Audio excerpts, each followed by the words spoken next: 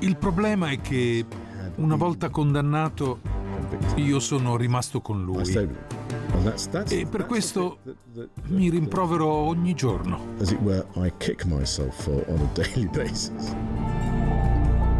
Gli eventi delle ultime settimane rappresentano uno dei momenti più critici per la monarchia britannica nell'ultimo secolo. Tali accuse contro un membro della famiglia reale non hanno precedenti, ma non abbiamo mai assistito a nulla di questa portata prima. Un'attività criminale di tale gravità è enorme per la famiglia reale.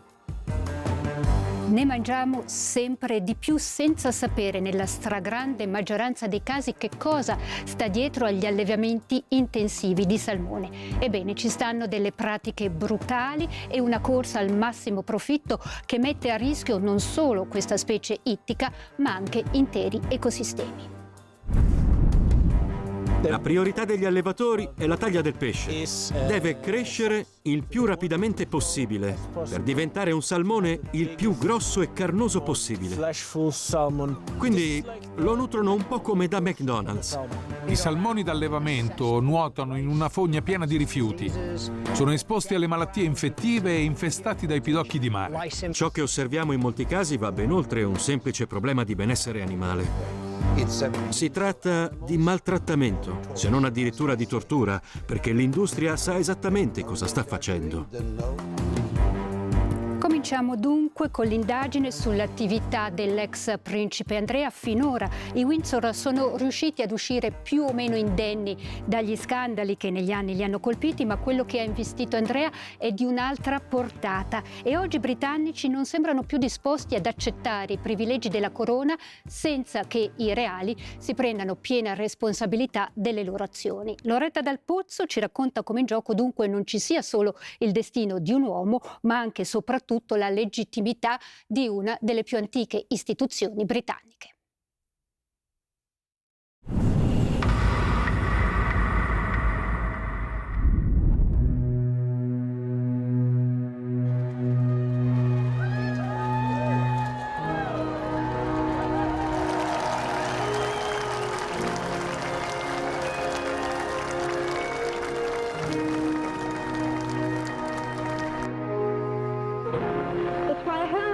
Tutta la mia vita sarà dedicata al vostro servizio e al servizio della nostra grande famiglia imperiale, alla quale tutti noi apparteniamo.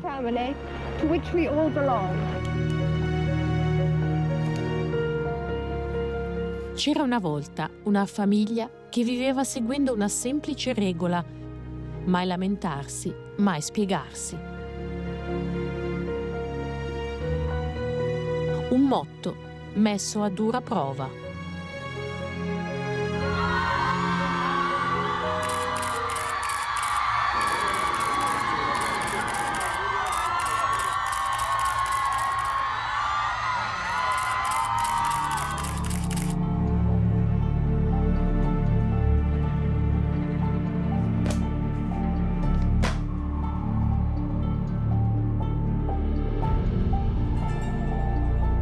Gli eventi delle ultime settimane rappresentano uno dei momenti più critici per la monarchia britannica nell'ultimo secolo.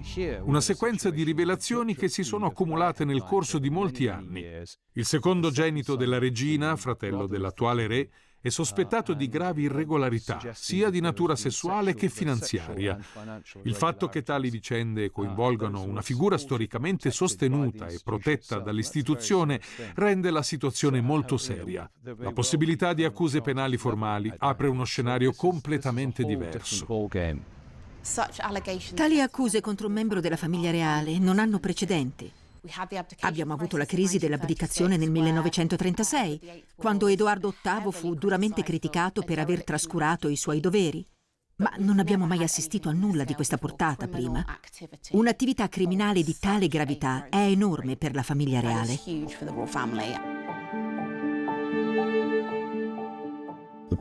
Il problema è che, una volta condannato, io sono rimasto con lui.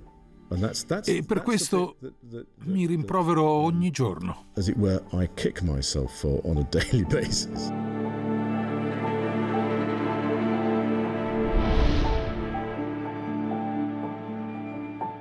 L'inizio della fine per l'ex principe Andrea, Andrew Mountbatten-Windsor, arriva nel novembre del 2019 con l'intervista concessa ad Emily Maitlis per la BBC nel tentativo di arginare lo scandalo legato ai suoi rapporti con Jeffrey Epstein, il finanziere americano condannato per reati sessuali.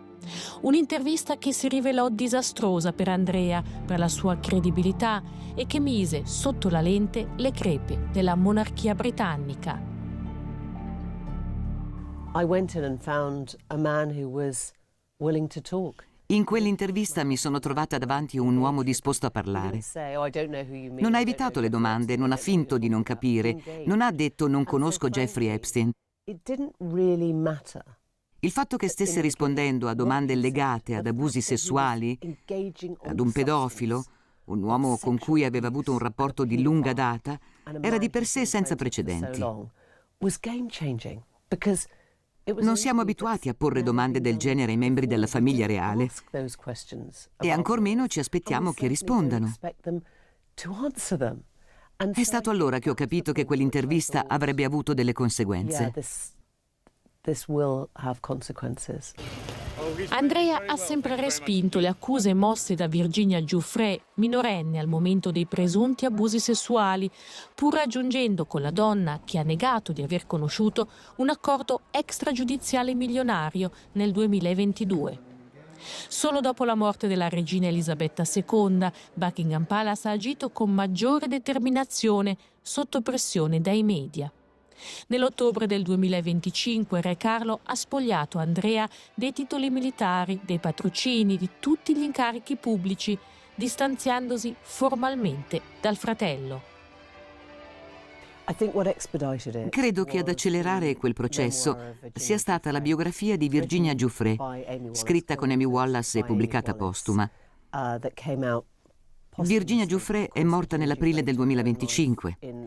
In quel libro sostiene che vi siano state 3 diverse occasioni in cui avrebbe avuto rapporti sessuali con l'allora principe Andrea e afferma che almeno in uno di quegli episodi fossero presenti anche altre giovani donne. Questo apre inevitabilmente una domanda. Potrebbero emergere altre testimonianze? Nell'intervista Andrea mi disse in modo categorico di aver interrotto ogni rapporto con Epstein nel dicembre 2010. Descrisse quell'incontro, la famosa passeggiata a Central Park, come un addio definitivo. Ricordo perfettamente le sue parole.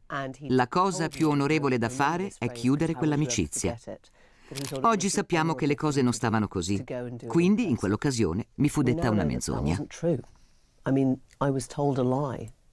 Non era mio compito affrontare quell'intervista partendo dall'idea che fosse una menzogna o che fosse la verità. Come giornalista era importante mantenere un equilibrio. Sapevo di essere lì anche a nome delle vittime, a nome di quelle donne che non avrebbero mai avuto l'opportunità di porre quelle domande.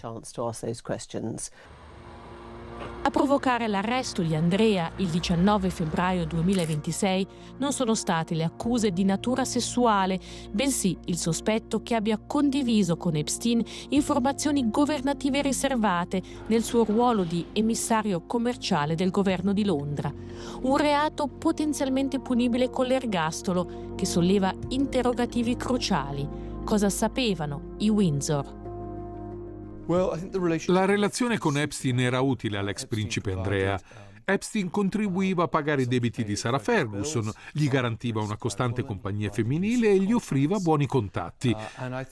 Penso che la famiglia reale ne fosse a conoscenza, ma abbia chiuso un occhio perché la regina aveva a lungo sostenuto economicamente Sarah Ferguson e il fatto che qualcun altro lo facesse al posto suo era conveniente.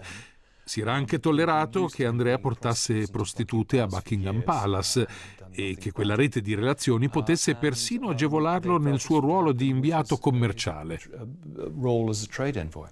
Il metodo tradizionale del mai dare spiegazioni, del silenzio dignitoso, non funziona nella società odierna. Abbiamo un ciclo di notizie 24 ore su 24, 7 giorni su 7. I social media permettono a tutti di condividere le proprie opinioni e credo che tutti debbano esserne consapevoli e reagire più in fretta. Se non parli e cerchi di controllare la narrativa, le lacune saranno colmate da qualcun altro.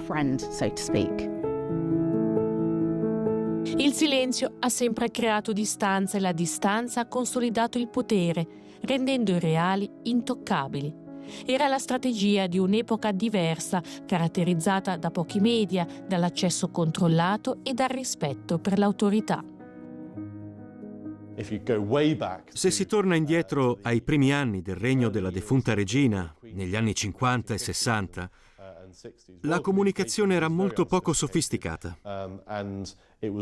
I media accettavano ciò che veniva dato loro e non c'era una gestione proattiva della stampa.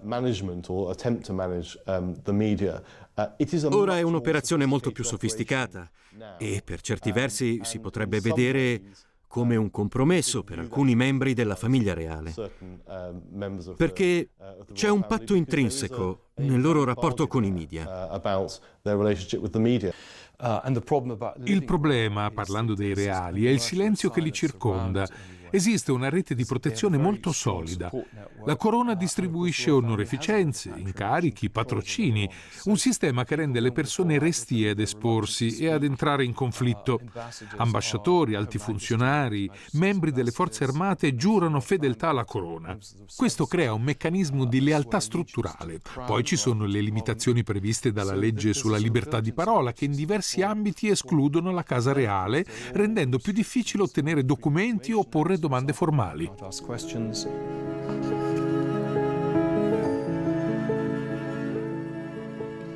Nel 1995 una principessa scelse di parlare e il codice del silenzio cominciò a frantumarsi.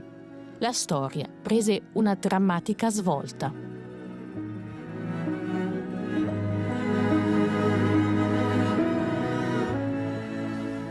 Eravamo in 3 in quel matrimonio. Era un po' affollato.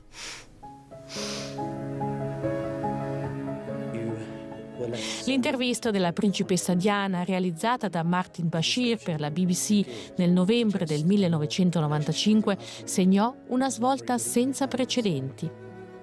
Girata a Kensington Palace, rivelò al pubblico una Diana inedita. Per la prima volta parlò apertamente di depressione, di bulimia e della relazione tra il marito e Camilla Parker Bowles.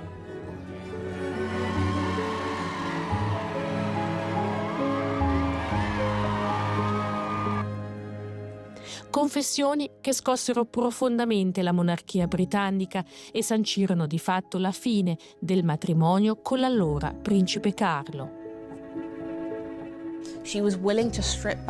Diana alzò il sipario e mostrò ciò che accadeva a porte chiuse, attirando la simpatia dell'opinione pubblica. Scelse di usare i media per farlo e i media usarono lei. Furono pubblicate storie che ne offuscarono l'immagine ed insinuazioni che non corrispondevano alla realtà. Il vero punto di svolta nei rapporti tra la famiglia e la stampa, più che per l'istituzione monarchica in sé, arrivò quando emerse che la BBC aveva ottenuto con l'inganno l'intervista a Diana.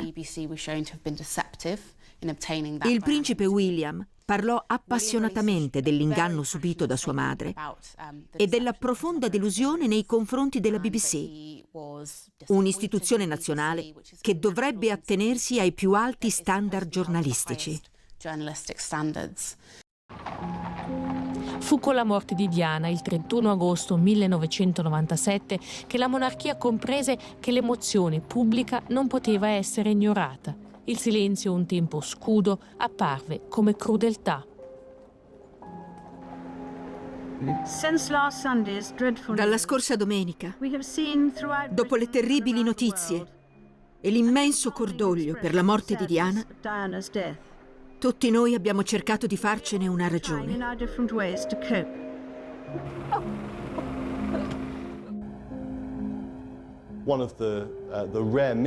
Uno dei rari passi falsi attribuiti alla defunta regina si verificò nella settimana che precedette il funerale di Diana.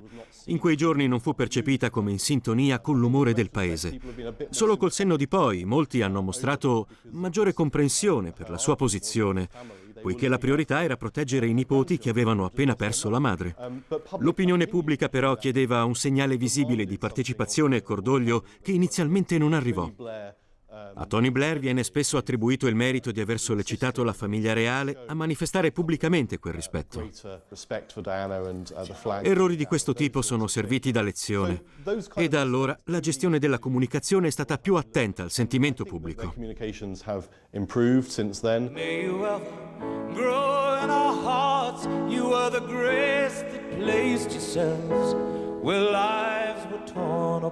La morte di Diana non pose fine al rapporto della monarchia con i media, lo formalizzò.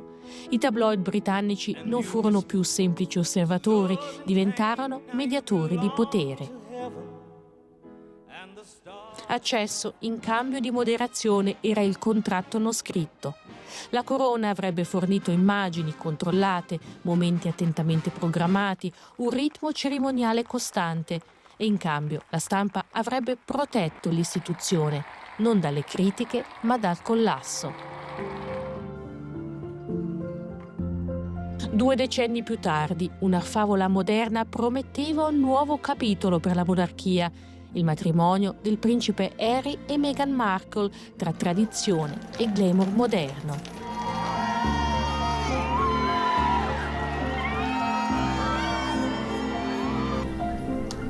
Ben presto le pressioni mediatiche e di palazzo divennero insopportabili, spingendo la coppia verso una decisione storica. Nel 2020 si ritirarono dagli impegni reali, ma non lo fecero in silenzio. Attraverso libri ed interviste esplosive esposero divisioni profonde, gestite ma mai risolte. Ci sono state diverse conversazioni. Ci sono state conversazioni con te Con Harry. su quanto scura sarà la pelle del tuo bambino? Potenzialmente. La famiglia reale ha spesso trattato queste interviste come questioni personali, invece che questioni istituzionali. Qualunque cosa venga detta da un membro della famiglia che ne faccia ancora parte o che ne sia stato allontanato, finisce per riflettersi sulla monarchia. Ogni dichiarazione incide sull'istituzione, sulle persone che ne fanno parte, sul sistema che la sostiene. Definiscono l'immagine pubblica della monarchia stessa. La risposta della regina alle accuse di razzismo fu misurata, elogiata come esempio di comunicazione moderna. I ricordi possono variare, disse, ma Harry, Meghan ed Archie saranno sempre membri molto amati della nostra famiglia. Empatia, ma non protezione, perché non si proteggono gli individui, ma la corona. Ciò che Harry contesta davvero è l'esistenza di un sistema mediatico fondato su un patto implicito, che forse considera faustiano, in cui, in cambio di una certa copertura, si accettano compromessi profondi. Nella sua visione è come se si fosse venduta l'anima per ottenere protezione o benevolenza mediatica. È un'idea alla quale si oppone con forza, perché considera i media in larga parte un nemico. E il fatto che la famiglia reale intrattenga con loro rapporti strutturati, negoziando quotidianamente accessi, immagini e narrazione, è qualcosa che trova profondamente discutibile. L'istituzione è più forte del sangue, qualcosa che il futuro re sa bene. Per William, prepararsi al trono significa allontanarsi da chi minaccia un sistema sempre più messo in discussione, continuando ad adempiere al suo dovere, separando il ruolo pubblico dalle vicende private.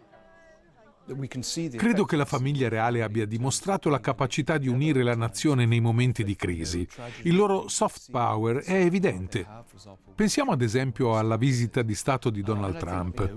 In generale le persone apprezzano quando chi è al potere agisce per il bene comune, ma non sopportano la sensazione che lo faccia solo per interessi personali. Il contratto implicito è chiaro. Li sosteniamo e li finanziamo finché operano nell'interesse pubblico, guadagnandosi fiducia e rispetto. Quando questo rispetto viene meno, come accade oggi, diventa un problema serio. Il potere corrompe.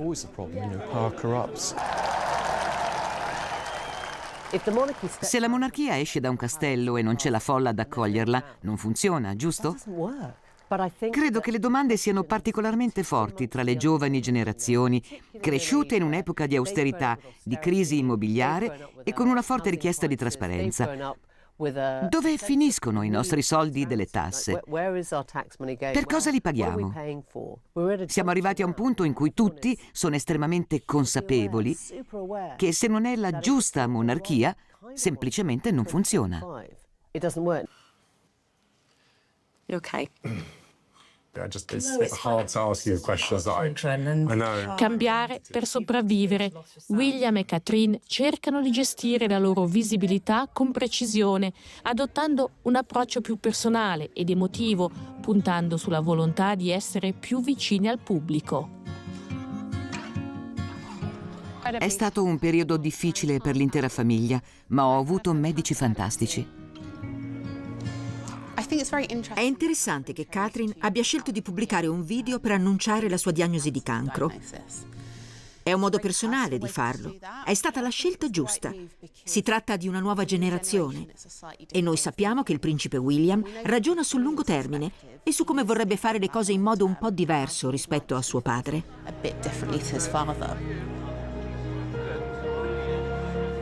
Per ora il controllo della narrativa rimane nelle mani di Re Carlo III. Dopo l'arresto di Andrea, il sovrano ha garantito piena collaborazione con la polizia, sottolineando che la legge deve fare il suo corso. Una presa di posizione chiara e necessaria per alcuni, una reazione dettata soltanto da prove schiaccianti per altri. Ogni apparizione pubblica della famiglia reale è segnata dalle accuse che gravano su Andrea e da indagini che promettono nuove rivelazioni. Do you have any reaction to the arrest of your brother, sir? Your Majesty, how are you feeling after your brother's arrest?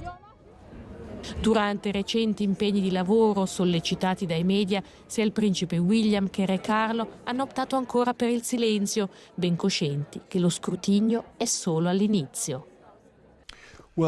Credo che ciò che il pubblico voglia ora sia che Andrea venga ritenuto responsabile, forse anche Sarah Ferguson, e questo significa che devono essere adeguatamente indagati e, se necessario, incriminati e, se necessario, condannati e mandati in prigione.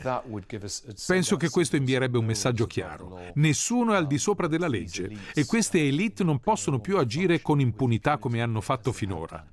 Sarebbe un punto fermo che dimostrerebbe che la famiglia reale è pronta a comportarsi secondo le regole e a non approfittare della propria posizione. Ed è per questo che definisco Andrea un agnello sacrificale. Deve essere sacrificato per proteggere gli altri.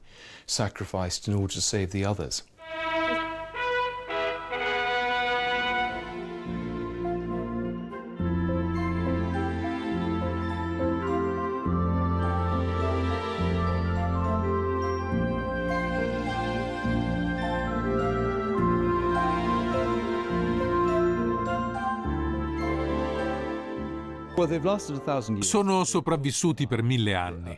Continueranno, ma sarà una monarchia più snella, sobria, in stile europeo. Ho sentito anche voci secondo cui William non desidererebbe diventare re. In tal caso sarebbe la fine di tutto. C'era una volta una monarchia che teneva vivo il mistero e la favola con la distanza. Oggi la sua sopravvivenza dipende dalla trasparenza e dalla responsabilità. Il prossimo capitolo non sarà scritto dal silenzio.